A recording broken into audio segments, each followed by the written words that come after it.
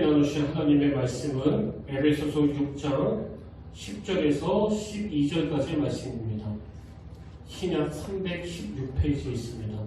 에베소서 6장 10절에서 12절까지의 말씀입니다.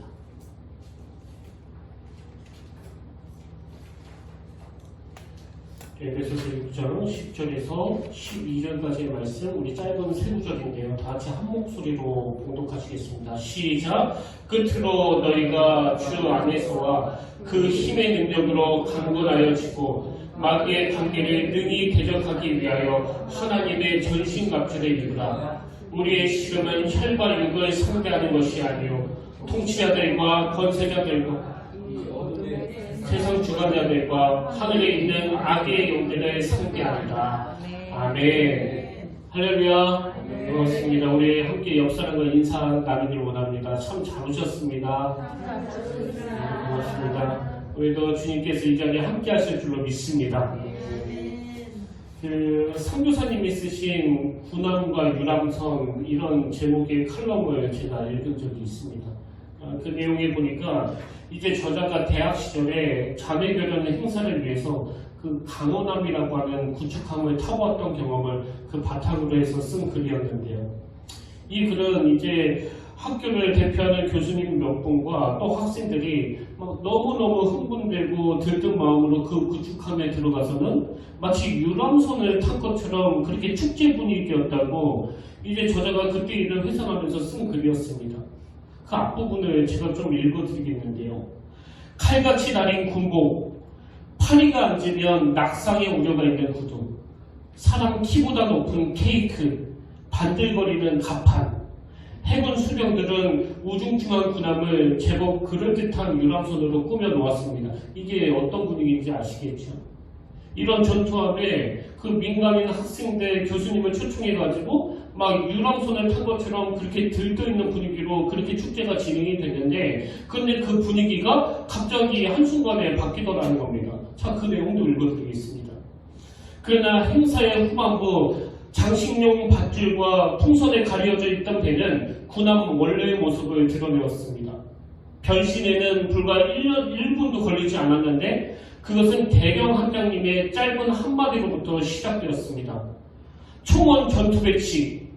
이 명령을 받은 부관은 비상 사이렌과 함께 함대에 전파했고 군함의 장사병들은 전투 배치를 복장하며 전투시 위치한 자기자들을 향해 이리저리 손살같이 달려갔습니다. 일순 환시처럼 팽팽한 긴장감이 구축함을 감쌌습니다. 유람선은 단 몇 초 사이에 적과 싸울 수 있는 늠름하고 자랑스러운 군함으로 변해 있었습니다. 이 두 장면이 참 머리로 그려지면서 그 대조가 되지 않습니까? 근데 이제 뒷부분에서 저자가 왜 이런 글을 썼는지에 대한 내용을 정리하는데요. 그 내용이 참 저한테는 굉장히 도전이 되고 또 울림이 되었습니다. 그 내용을 읽어드리겠습니다. 남미의 한 목사님은 교회는 군함이 되어야 한다. 그러나 오늘날 많은 교회는 유람선이 되어버렸다. 이렇게 말했습니다. 그렇습니다. 군함에도 유람선에도 먹고 자고 쉬고 노래하는 파티가 있습니다. 그러나 군함의 파티는 명령 수행을 위한 충전이지만 유람선은 쉼과 파티가 목적입니다. 그렇기 때문에 교회는 영웅을 목적으로 하는 유람선이 아니라 명령을 수행하는 군함이 되어야 합니다. 안타깝게도 오늘날 조국 교회는 언제부터인가 유람선의 모습이 많아졌습니다. 바라기는 군함 같은 교회가 더 많아지기를 소망합니다. 이 선교사님께서 그 조국 교회를 생각하면서 드는 참 안타까운 마음을 자기가 대학 시절에 그 전투함을 방문했던 일화를 가지고 비유하는 게 참 저는 많이 와닿았는데요. 사실 지금 흔히들 교회는 유람선이 아니라 전투함인데 오늘날 교회가 유람선이 되어버렸다 이런 탄식의 소리를 종종 듣지 않습니까? 그럼 어떻게 하면 이 유람선으로 전락해버리는 한국교회가 다시 전투함으로 바뀌는 그런 회복이 일어날까 생각해보니까 그 앞부분에서는 그냥 막 그 칼럼에서 말하는 이 전투함과 이 유람선의 차이가요 딱 하나더라고요. 제가 발견하는 거. 앞부분에서는 그냥 막 여흥을 즐기듯이 막 북적북적거리고 그 풍선을 띄우고 그렇게 유람선으로 보였던 그게 이 후반부에 어떻게 전투함으로 바뀌었나 보니까 딱 하나예요. 전투함에는 대령 함장님이 자리 잡고 있었고 그 함장님의 명령이 있었다는 겁니다. 초반 전투 배치. 여러분 이 함장의 명령으로 말미암아 그 유람선처럼 어수선한 그 배가 다시 전투함으로서의 유용을 회복할 수 있었다고 한다면 저는 이런 맥락에서 오늘 보면 에베소 6장 11절 말씀을 같이 살펴보기를 원하는데요. 자, 6장 11절 한번 보십시오. 마귀의 관계를 능히 대적하기 위하여 하나님의 전신갑주를 입으라. 저는 이 말씀을 묵상하는데요. 이 말씀이 마치 그 칼럼에 나오는 그 대령 함장님의 명령, 초반 전투 배치 이렇게 들리는 것 같아요. 그 대령 함장님의 초반된 전투 배치 이 명령이나 오늘 본문에서 마귀의 관계를 능히 대적하기 위하여 하나님의 전신갑주를 입으라. 이런 좀 비슷해 보이지 않습니까?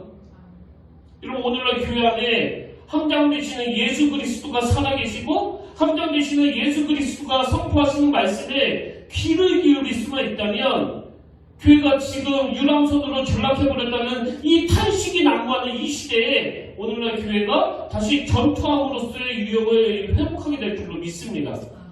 이런 점에서 저는 이 코로나 바이러스가 참 우리를 아프게 한 그 이유로 요한복음 2장 그 가나의 혼인잔치에 나오는 한마디가 계속 머릿속으로 되뇌어졌는데요. 그 한마디가 뭐냐? 자, 요한복음 2장 1절부터 보십시오. 사흘째 되던 날 갈릴리 가나에 혼례가 있어 예수의 어머니도 거기 계시고 예수와 그 제자들도 혼례의 청함을 받았더니 그 다음에 포도주가 떨어진지라. 저는 이 포도주가 떨어진지라 이 한마디가요 너무너무 가슴 아프게 제 마음의 울림으로 또 외침으로 자꾸 되뇌어지는 겁니다. 포도주가 떨어진지라. 지금 그 혼주 입장에서 모든 걸 다 갖추지 않았습니까? 손색 없이 그 잔치에 필요한 모든 걸 갖추고 심지어는 예수님과 그 제자들까지 초청하는 이런 구색을 갖추었지만 전혀 예상하지 못했던 잔치 도중에 포도주가 떨어진지라. 제가 이 한마디를 되뇌는 이유는요. 지금 이 코로나 바이러스가 창궐할 이유로 지금 우리가 또 한국교회가 이 세상 사람들에게 얼마나 많은 비난을 받고 있습니까? 여러분 다 아시다시피. 최근에도 제가 그 인터넷 뉴스에 보니까 뭐 코로나19 이후 한국 개신교 신뢰도 급락, 신뢰하지 않아 76%, 또 교회라면 지긋지긋하다, 또 개신교 정말 민폐다. 막 이런 뉴스들이 이런 기사들이 난무하고 있고 심지어는 그 다음 사진도 보십시오. 그 식당 출입구에 써놓은 것 같은데 그 교회 다니는 사람은 우리 가게에 오지 말라는 거예요. 그리고 교회 앞에다가 그 계란을 투척하고 있는 이게 지금 우리가 맞닥뜨리고 있는 현실 아닙니까? 근데 여러분 제 초점은요 거기에 머물러 있지 않습니다. 하나님께서 요한복음 2장 안에 이 가나의 혼인잔치 사건을 기록해 하신 것은 인간의 비참함을 인간의 수치를 드러내시기 위함이 아니에요. 이 포도주가 떨어진 이 비참한 상황이 여러분 아시다시피 나중에 얼마나 그 큰 환호와 그리고 선포로 바뀌어집니까? 그 물을 포도주로 바꿔주시는 그 기적의 역사가 나타나는 현장이 바로 그 가나의 혼인잔치 아닙니까? 제 눈길을 사로잡는 게 뭐예요? 유람선처럼 어수선해져 있던 그 구축함 안에 그 함장님이 계시고 그 함장의 명령 한마디로 다시 전투함의 모습으로 회복되듯이 포도주가 떨어진지라. 그 초라하고 비참한 상황이었지만 모든 것이 회복되기 위한 조건은 딱 하나였습니다. 그 현장에 바로 예수님이 계셨다는 사실이에요. 이런 점에서 저는 오늘날 이 포도주가 떨어져 버린 그 가나의 혼인잔치집 같은 참 가슴 아픈 한국교회 현실 앞에서 교회가 더 이상 유람선이 아니라 전투함의 모습으로 회복하기 위해서 우리가 갖춰야 할 조건은 딱 하나예요. 그 조건은 함장 되시는 예수님이 계시는 거예요. 그리고 그 함장 되시는 예수님이 오늘 우리에게 말씀해 주시는 겁니다. 함장 되시는 예수 그리스도께서 오늘 전신갑주를 입으라 그렇게 명령하실 때 우리에게 그 말씀이 들려지면 교회는 다시 전투함이 되는 줄로 믿습니다. 이런 내용을 담은 말씀이 오늘 보면 에베소 6장 10절 11절인데요. 끝으로 너희가 주 안에서와 그 힘의 능력으로 강건하여지고 마귀의 관계를 능히 대적하기 위하여 하나님의 전신갑주를 입으라. 그래서 이제 제가 몇 주 동안에 이 하나님의 전신갑주를 입어라 이 큰 주제를 바탕으로 앞으로 우리가 에베소서 6장 말씀을 함께 나누게 될 텐데요. 여러분 우리가 한 장 되시는 예수님을 인식하고 한 장 되시는 그 예수님의 말씀에 귀를 기울일 때 우리 개인과 또 모든 교회들이 지금 참 초라하게 짝이 없게 교회가 유람선이 되어버렸다는 또 제 역할을 못한다고 하는 그런 비난에서 벗어나 이제 제 기능을 발휘하는 전투함으로서의 위용이 드러내는 이런 회복이 일어나게 될 줄로 믿습니다.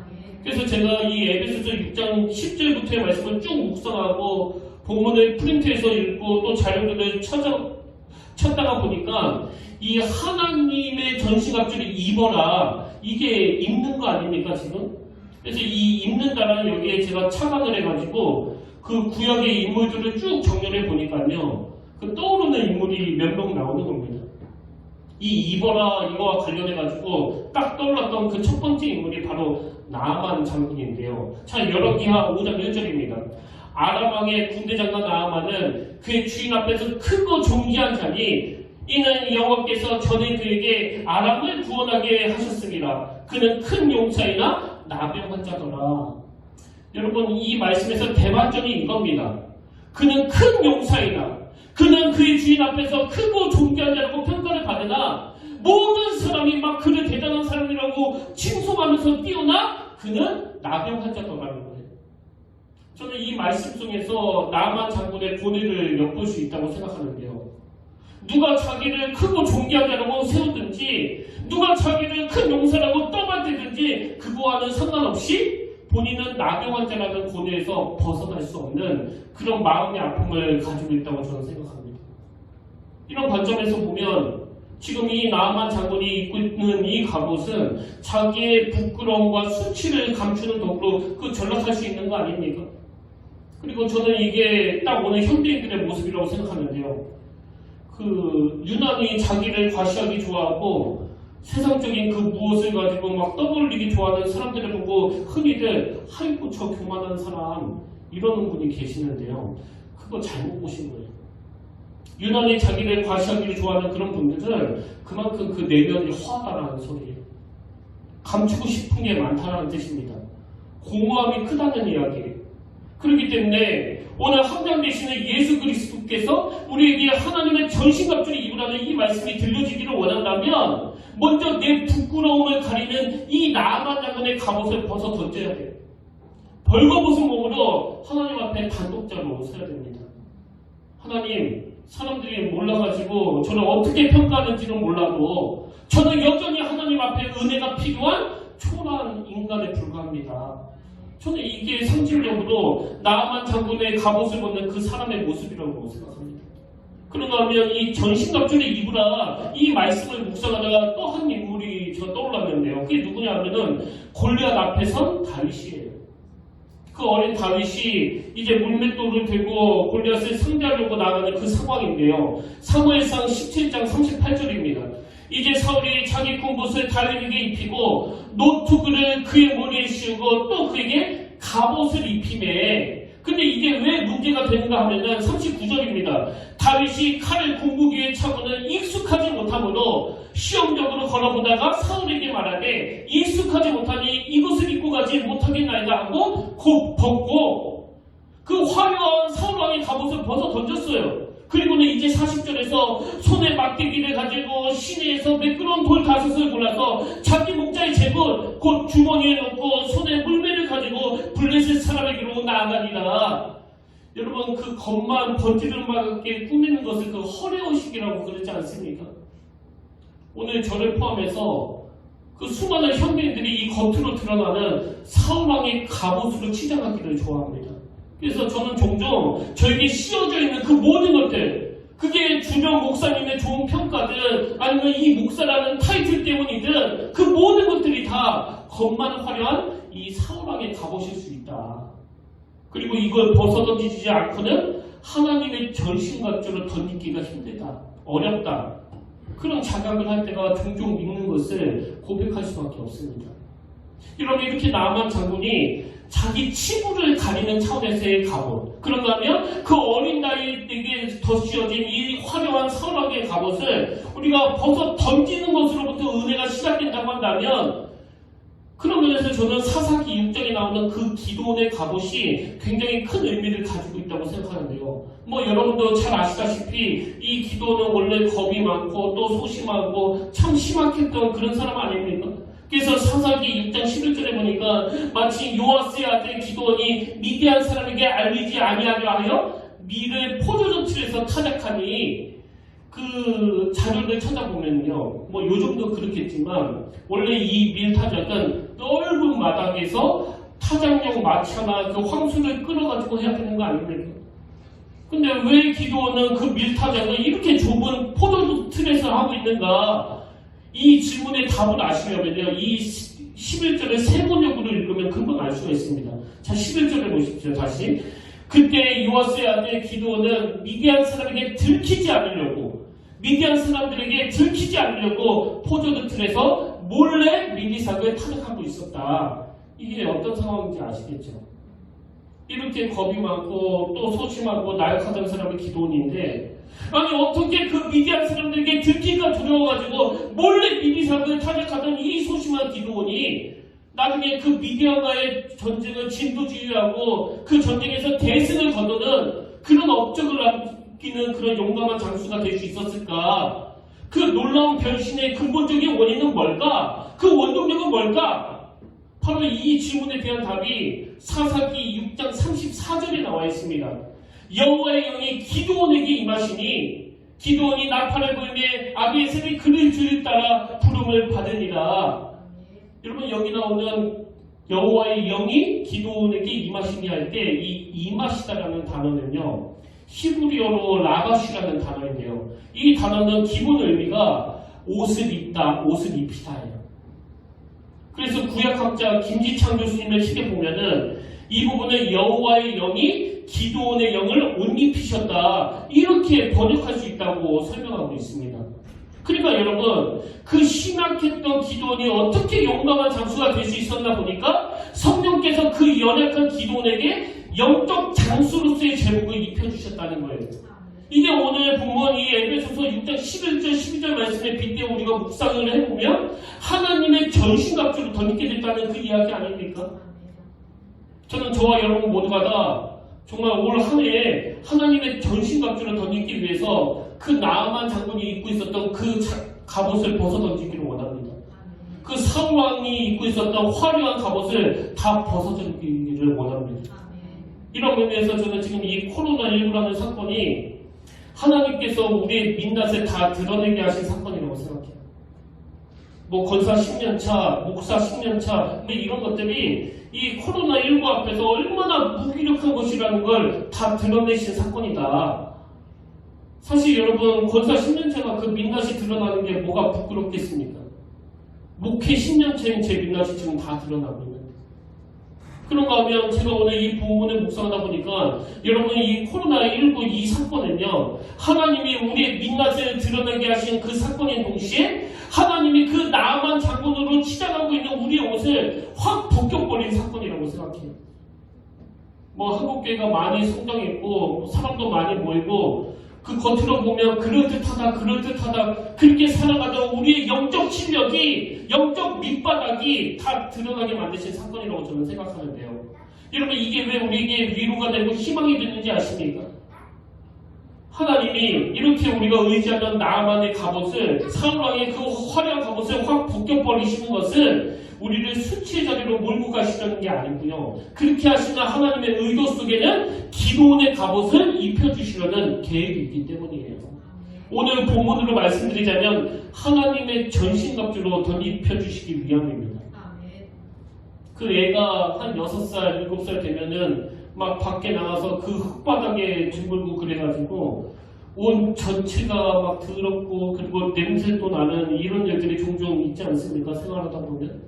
그럴 때 엄마가 뭐 아무리 옷을 갈아입으려고 해도요, 뭐 냄새 난다, 뭐 빨리 먼지 묻었으니까 옷 갈아입어라, 그렇게 얘기해도 이 아이들이 그 엄마 말을 잘 듣지 않습니다.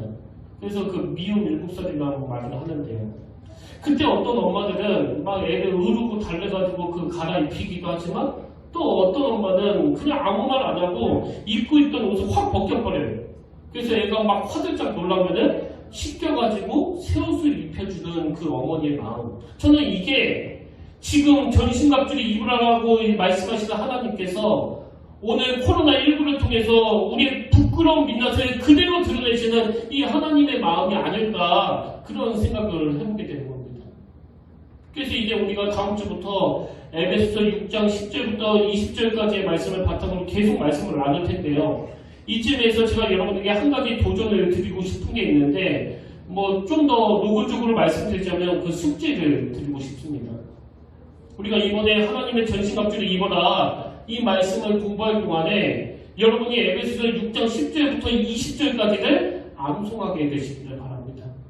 그래서 여러분이 이 암송을 거룩한 부담으로 받아가지고 우리 모두가 다 매일매일 이 말씀을 묵상의 재료로 삼기를 바라고요. 그리고 무엇보다 중요한 것은 에베소서 6장 10절부터 20절을 암송하면서 하나님의 전신갑주로 덧입게 되는 그런 은혜를 누리시게 되시기를 바랍니다. 아멘으로 화답해 주셔서 감사합니다. 자, 이제 본격적으로 이 하나님의 전신갑주를 입으라는 이 말씀의 의미를 우리가 살펴보기 전에요. 먼저 간단하게 이 말씀이 가진 그 세 가지 전제를 제가 좀 설명을 드리려고 하는데요. 여러분, 이 하나님의 전신갑주를 입으라 이 말씀과 관련한 전제가 세 가지가 있는데 그 첫 번째 전제가 뭐냐니까 지금은 영적으로 전쟁 중이라는 걸 자각하라는 겁니다. 여러분, 우리말로도 이 전신갑주라는 표현이 그 군사 용어지만요. 제가 자료에 보니까 그 당시에 이 전신갑주라는 거는 전쟁에 나가기 위해 완전히 무장한 그 로마 군인들의 모습을 묘사하는 표현이라는 거예요. 여러분, 왜 교회가 유람선이 돼버렸습니까? 지금은 전시 중인데 그걸 망각하고 있으니까 유람선이 돼버린 거 아닙니까? 그래서 우리가 하나님의 전신갑주를 입으라는 이 명령 속에서 지금은 영적으로 전쟁 중이라는 걸 자각해야 된다. 아니요, 지금뿐만이 아니에요. 예수 믿은 이후에 우리의 삶 매일이 영적 전쟁입니다. 예수 믿기 전에는 뭐가 전쟁이 필요합니까? 그냥 세상이 흘러가는 대로 따라만 가면 되는데, 근데 주님의 십자가를 통하여 이제 성령님이 내 안에 자정하고 계시면서부터 내 삶 매일의 삶이 그 갈등이에요. 매일의 삶이 이 악한 세상과의 가치관과의 싸움이에요. 그래서 우리가 이 하나님의 전신갑주를 덧입기 위해서는 지금은 영적 전쟁 중이라는 사실을 우리가 인식해야 된다는 겁니다. 그러니까 전신갑주를 입으라는 이 말씀 속에 그 두 번째 전제가 뭐냐 하니까 그 전쟁에서 승리하기 위해서 우리가 강한 군사가 되어야 된다는 사실이에요. 자, 12절 한번 보십시오. 우리의 씨름은 혈과 육을 상대하는 것이 아니요. 우리말 성경에는 지금 여기에 씨름이라는 표현을 썼는데요. 제가 NIV 성경에 찾아보니까 여기 나오는 씨름이라는 표현 대신에 스트러글 이런 단어를 썼더라고요. 스트러글. 여러분도 아시다시피 이 스트러글 이 단어는 투쟁하다 이런 의미를 가진 단어인데요. 제가 좀 더 깊이 찾아보려고 영어 사전을 찾아봤더니 그 표현 하나하나가 꼭 무슨 우리 인생을 그 점증적으로 보여주는 것 같더라고요. 이렇게 설명합니다. 스트러글, 투쟁하다, 몸부림치다, 허우적거리다, 버둥거리다, 힘겹게 나아가다. 이게 꼭 우리의 삶을 그 점증적으로 보여주는 것 같아요. 사실 여러분, 우리의 삶이 바로 이 투쟁하는 삶 그 자체 아닙니까? 그리고 우리의 삶 자체가 이 투쟁일 뿐만 아니라 그 투쟁하는 과정에서 몸부림치고 허우적거리고 버둥거리면서 그렇게 힘겹게 나아가는 게 바로 우리의 삶 아닙니까? 왜 우리가 강해져야 된다고요? 영육 간의 이 땅에서의 삶이 이렇게 투쟁하지 않으면 안 되는 삶을 살고 있기 때문에 우리가 더 강해져야 된다는 거예요. 그냥 맨날 우는 소리하고 죽겠다 그러고 못 살겠다 그러고 이렇게 갈 수 없으니까 더 강해져야 된다는 겁니다.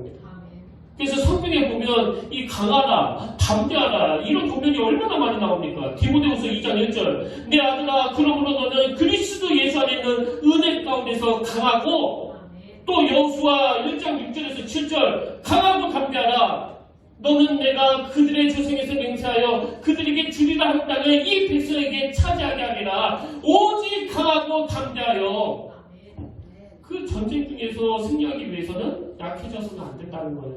그래서 오직 강하고 극히 담대하라. 저는 여러분들이 올해에는 더 말씀으로 무장한 강한 군사가 되시기를 바랍니다.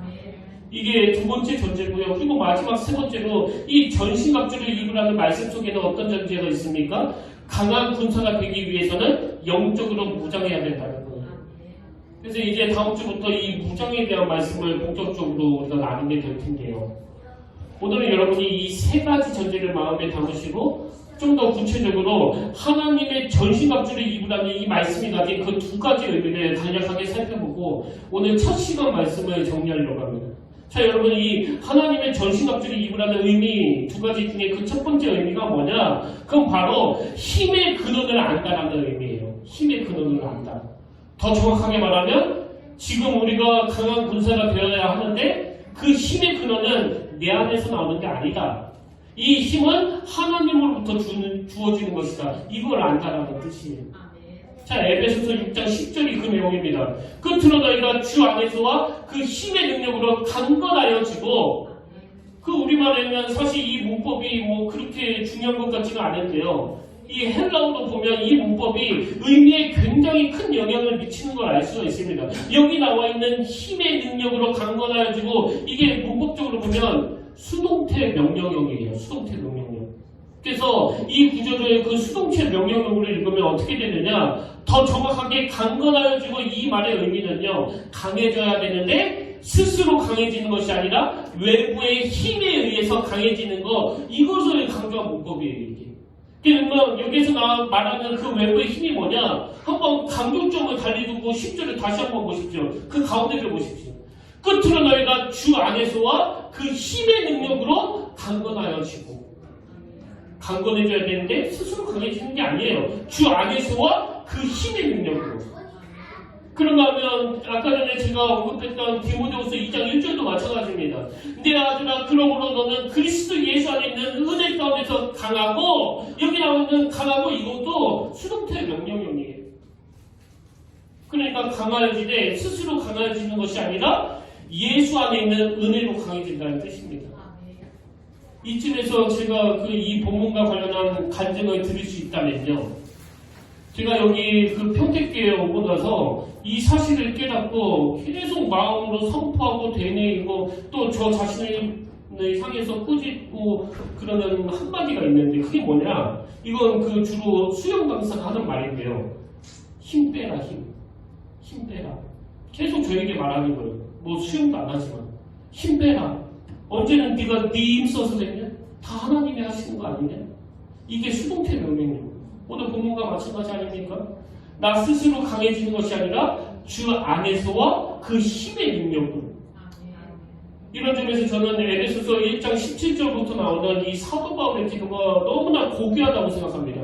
우리 주 예수 그리스도의 하나님 영광의 아버지께서 지혜와 계시의 영을 너희에게 주사, 그 다음 보세요. 하나님을 알게 하시고, 그 다음 18절, 너희 마음에 눈을 밝히사 그의 부르심의 소망이 무엇이며 성도 안에서 그 기업의 영광의 풍성함이 무엇이며, 그 다음 19절, 그의 힘의 유력으로 역사하심을 따라 믿는 우리에게 베푸신 능력의 지극히 크심이 어떠한 것을 너희로 알게 하시기를 구하노라. 여러분, 사도 바울이요, 지금 기도하고 있는 모든 기도의 초점은 딱 하나예요. 뭡니까? 수동태예요. 수동태. 내가 뭘 계획하고 내 힘으로 뭘 하는 것이 아니라 하나님을 알게 하시고 너희 마음에 눈을 밝히사 그 하나님의 힘의 유력이 얼마나 대단한 능력과 그 역사를 가져다 주는가를 인식하라는 그 내용 아닙니까? 그래서 저는 여러분, 우리 모두가 다 이 하나님의 전신갑주를 입는다고 할 때 이 힘의 근원, 이 힘은 나로부터 나오는 것이 아니라는 것을 철저하게 인식하게 되시기를 바랍니다. 그리고 아마 하나님의 전신갑주를 입는다는 말씀의 그 두 번째 의미는요, 그건 싸워야 할 대상을 정확하게 안다, 그런 의미를 내포하고 있습니다. 11절에서 우리가 왜 이 하나님의 전신갑주를 입어야 되는지를 설명하고 있는데, 여러분 11절 한번 보십시오. 마귀의 관계를 능히 대적하기 위하여 하나님의 전신갑주를 입으라. 여기에 우리가 그 전신갑주를 입어야 할 목적이 나와 있지 않습니까? 12절도 마찬가지예요. 우리의 시점은 혈과 육을 상대하는 것이 아니요 통치자들과 권세자들과 이 어둠의 세상 주관자들과 하늘에 있는 악의 영을 상대합니다. 끝에 이 한마디를 하고 싶은 거예요. 이건 혈과 육, 그 사람을 상대하는 것이 아니고 그 전신갑주를 입는 목적은 악한 영을 상대하기 위함이라는 거예요. 그럼 그냥 끝에 우리의 씨름은 하고 나서 통치가들과 권세자들과 어둠의 세상 주관자들과 하늘에 있는 악한 영을 상대하면 이렇게 기록하면 되는데 왜 사도하고 바울은 그 앞에 12절 앞에다가 우리의 씨름은 혈과 육을 상대하는 것이 아니라는 걸 기록해 놨을까? 그 이유는요, 이 11절에 나오는 마귀의 관계를 이해하면은 이렇게 기록한 이 사도 바울의 심정을 금방 알 수가 있습니다. 11절에 나와 있는 이 마귀의 관계할 때 관계는 헬라어로 메토데아 이런 단어인데요. 뜻이 이렇습니다. 속이려는 의도로 꾸미는 교활한 음모. 다시요. 이 마귀의 관계가 뭐라고요? 속이려는 의도로 꾸미는 교활한 음모. 이게 마귀의 관계예요. 그러니까 사도 바울이 왜 지금 악한 영을 상대함이라는 말씀 앞에 혈과 육, 그 사람을 상대하는 게 아니라고 명시했냐 하면은 이 사단의 주 전략이 속이는 건데 이걸 사람 간의 싸움으로 몰고 가는 악한 의도가 있기 때문이라는 거예요. 오늘 한국교회의 비극이 뭡니까? 지금 분명히 하나님께서 이 성경에 그 사실을 명시했는데 이걸 가볍게 여겨가지고 서로 물고 뜯고 싸우고, 저는요 지금까지 사역하면서 단 한 번도 이런 말을 못 들어봤습니다. 나는 마귀가 너무 미워요.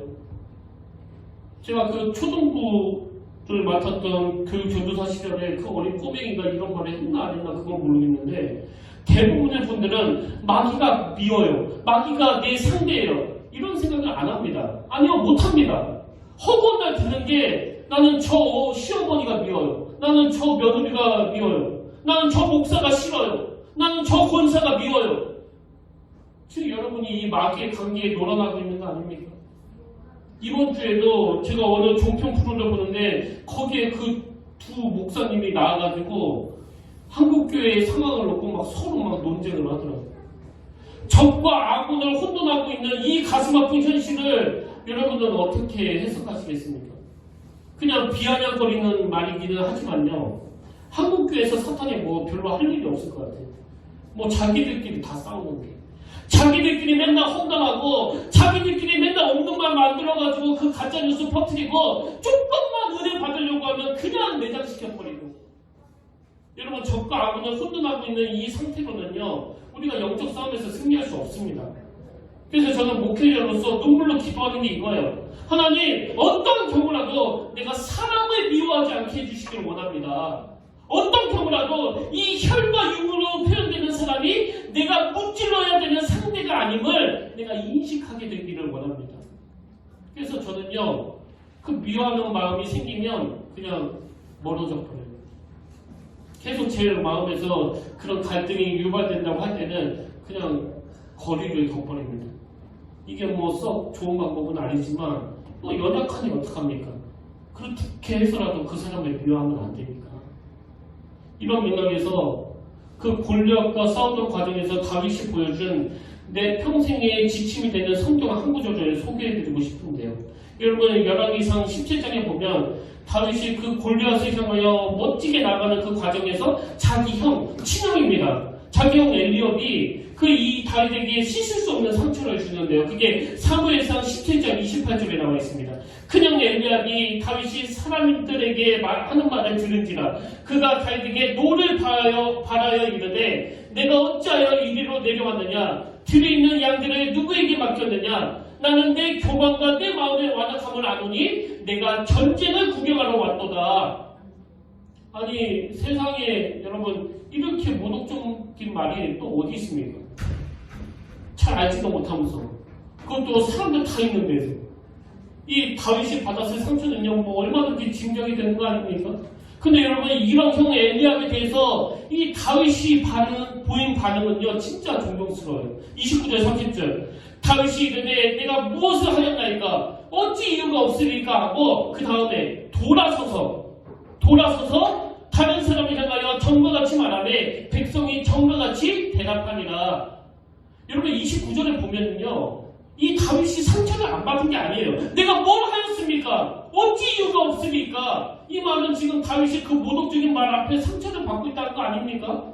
그런 상황에서 이 다윗의 위대함이 뭐예요? 아무리 우리 형이 내게 아픔을 주고 아무리 우리 형이 나를 모독해서 내가 다시 우리 형 같은 사람 상종을 안 해야 되겠다는 이 본능이 막 내 본능이 꿈틀거린다고 할지라도 다윗이 확신이 아닌 게 뭐예요? 그럼에도 불구하고 그 형은 나의 적이 아니다. 나의 적은 바로 골리앗이다. 그래서 다윗이 돌아선 거 아닙니까? 저는 이번 설 명절에 물론 가족 전체가 모이지 못하는 그런 가정도 있겠지만 지금 다윗이 보여준 이 적과 아군을 정확하게 분별하는 모습이 여러분의 가정에서도 나타나길 바라고요. 그리고 무엇보다도 우리를 향해 막 비난하고 심지어 그 계란을 던지는 이 세상 사람들 이조차도 우리의 적이 아님을 여러분들이 인식하게 되시기를 주님 이름으로 축복합니다. 결론을 맺으면서요. 사실 저는 이 에베소서 6장 말씀을 준비하면서 뭐 책도 많이 찾아보고 또 자료도 많이 보고 또 인터넷도 뒤지고 그랬지만 그 2년 전에 있었던 어떤 일이 막 불쑥 떠오르면서 참 말로 표현하기 힘든 그 벅찬 감격이 있었는데요. 아마 그때가 제가 이 교회 오고 그 2개월 정도 됐을 무렵인 것 같아요. 참 아무것도 준비가 안 된 제가 갑자기 이 교회 와가지고 뭐 여러분 앞에서 하나님이 일하실 줄 믿습니다. 이게 그렇게 선포를 했지만 참 어려운 일들을 계속 직면하다 보니까 제 마음이 참 두려웠나 봅니다. 그래서 여러 선배 목사님께 어떻게 목회를 해야 되는지 또 이 상황은 어떻게 이겨내야 되는지 막 조언도 구하고 또 기도 부탁도 드렸었는데요. 그렇게 불안해하는 저에게 어느 선배 목사님이 보내주신 그 찬양 하나가 제 마음을 얼마나 평온케 했는지 모릅니다. 그게 찬송가 445장 2절인데요. 캄캄한 밤에 다닐지라도 주께서 나에게 길 되시고 나에게 밝은 빛이 되시니 길 잃어버릴 염려 없네. 근데 여러분 제가 왜 이 찬양이 갑자기 떠오르면서 마음이 울컥울컥 했는지 아십니까? 2년 전에 진짜 갈 바를 알지 못하는 상태에서 그 성도들 앞에서는 선포를 해놓고 도대체 이게 어떻게 되는 건지 또 얼마나 버틸 수 있는 건지 그렇게 두려워 눈물을 짓고 있던 저에게 그 목사님이 던져주신 이 찬양 하나가 저를 안도시켜 주셨다면 2년이 지난 지금 그때 그 찬양을 다시 부르면서 마음이 뭉클 다시 눈물이 쏟아질 수밖에 없었던 것은 하나님이 지난 2년 동안에 저 가사가 그대로 구현되는 은혜로 저를 인도해 주셨기 때문이에요. 한치 앞을 알 수 없던 캄캄한 밤을 다닐지라도 주님이 나에게 길이 되어주시고 주님이 나에게 밝은 빛이 되어주셨기 때문에 길 잃어버릴 염려 없네. 그래서 저는 너무너무 뜨거운 가슴으로 하나님께 기도합니다. 하나님, 지금 우리 모두가 다 너무나 힘든 시기를 보내고 있는데 또 다른 2년이 지나간 그 지점에 저뿐만이 아니고 우리 평택교회 모든 성도들이 전 찬양이 그대로 이루어졌노라 고백하며 눈물로 감사할 수 있는 그 길로 인도하여 주시옵소서. 살아계신 하나님 아버지, 그동안 우리의 치부를 가리기에 급급한 그 나아만 장군의 갑옷을 벗어 던지기를 원합니다. 또 허려우시게 가득 자랑하고 있었던 그 사망의 화려한 갑옷을 벗어 던지기를 원합니다. 아버지, 코로나19가 하나님의 우리의 눈앞에 영적인 시력을 다 드러나게 하신 사건이라고 한다면 그동안 우리가 치장하고 있었던 갑옷을 벗겨주시는 그 하나님을 바라보면서 그것이 우리를 수치로 몰고 가기 위한 것이 아니라 하나님이 전신갑주로 덧입혀주시기 위함을 우리가 믿음으로 받아들이기를 원합니다. 오늘 우리에게 또 한국교회에게 이 하나님의 전신갑주를 허락하여 주시옵소서. 기도원에게 입혀주셨던 그 성령의 갑옷을 허락하여 주시옵소서. 우리가 그 하나님의 전신갑주를 입음으로 말미암아 나에게 힘주시는 대상이 누구신지를 정확하게 분별하고 우리가 쌓여야 할 대상이 누구인지 인식할 때 이 교회는 다시 정토함으로서의 위용을 회복하게 될 줄로 믿습니다. 그 은혜 길로 인도하여 주시옵소서. 이번 한 주간 동안 함장되시는 주님의 명령 아래 순종하며 살아가는 저희들이 되도록 인도하여 주실 줄 믿사오며 예수님 이름으로 기도드립니다. 아멘. 이제 우리 다 자리에서 일어나셔서 파송찬송으로 이 찬양 함께 부르길 원하는데요. 나의 가는 길 주님 인도하시네. 그는 보이지 않아도 날 위해 일하시네. 우리가 영적 싸움에서 승리할 수 있도록 이 전신갑주를 입혀주시는 그 하나님을 바라보면서 우리 함께 이 찬양을 부르길 원합니다.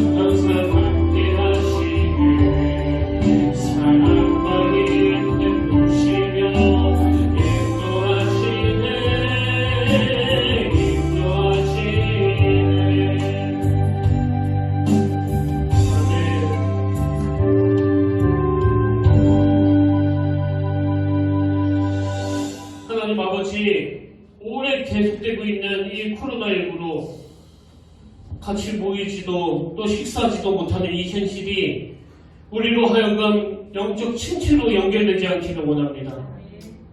상황과 환경을 뛰어넘으시고 여전히 일하시는 우리의 함장 되시는 예수 그리스도, 그분이 우리에게 전신갑주를 입으라는 그 명령이 우리 삶의 하락이 되는 한, 그 말씀이 들려지는 한 우리에게 영적 침체는 없을 줄로 믿습니다.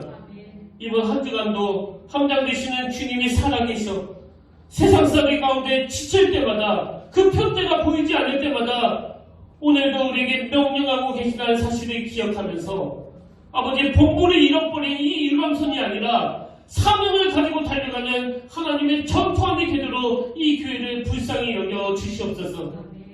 그러나 하나님, 이번 성 명절에도 가는 길 오는 길에 주님께서 함께하여 주시고 지켜주시길 원합니다.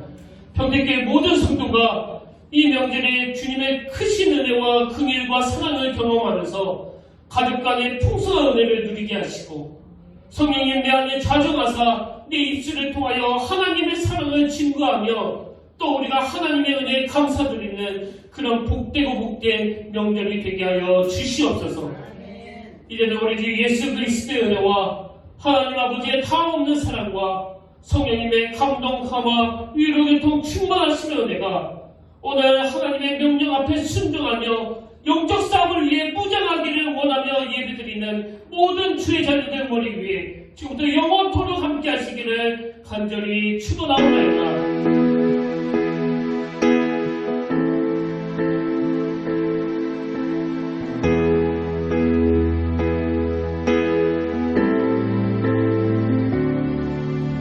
나의 가는 길 주님 인도하시네.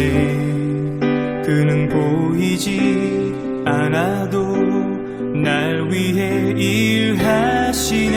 주 나의 인도자 항상 함께 하시네.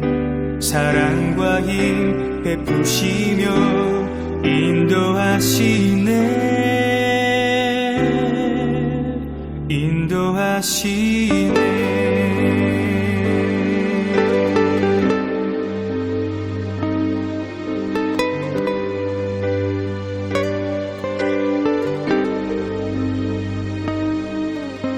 나의 가는 길 주님 인도하시네. 그는 보이지 않아도 날 위해 일하시네. 주 나의 인도자 항상 함께 하시네. 사랑과 힘 베푸시며 인도하시네. 인도하시네. 광야의 길을 만드시고 날 인도해. 사막의 강 만드신 것 보라. 하늘과 땅 변해도 주의 말씀 영원히 내 삶 속에 새 일을 행하리.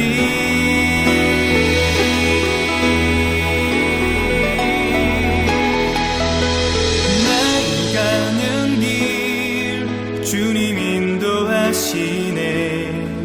그는 보이지 않아도 날 위해 일하시네. 주 나의 인도자 항상 함께 하시네. 사랑과 힘 베푸시며 인도하시네.